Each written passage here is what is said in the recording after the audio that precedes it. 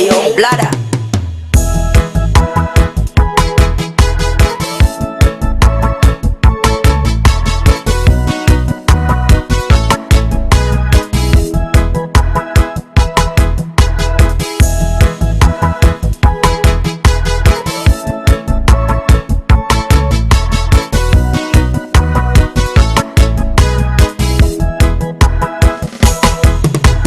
Tsiku la Yohane Mbatizi kufika tsiku la lelo lino, Yesu abwela posa chira abamuka kukwatilana, amayi woka kukwatilana, bale wanda ukale wokoseka, izindikilo zikuonekela zoti mbuyeyo yakubwela, toga wa Yese muntu wokwanita.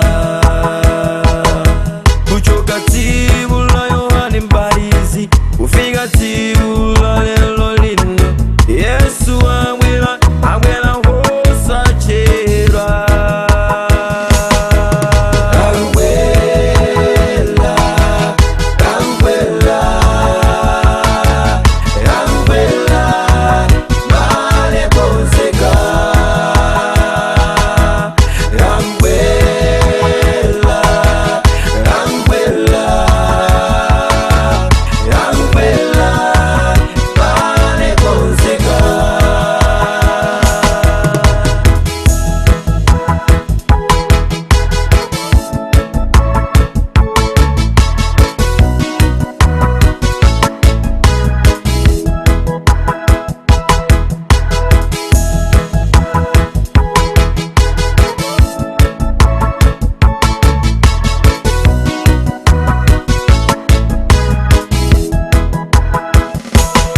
zizindikilo ndiye zaoneka, njala ntenda zosaeneka, bale wanga abwela posa chedwa,